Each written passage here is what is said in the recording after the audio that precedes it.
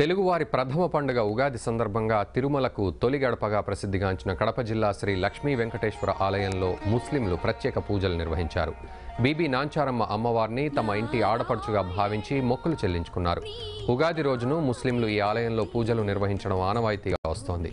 బెల్లం, చింతపండు, చెరుకుతో తయారు చేసిన ప్రసాదాన్ని నైవేద్యంగా పెట్టి టెంకాయలు సమర్పించారు.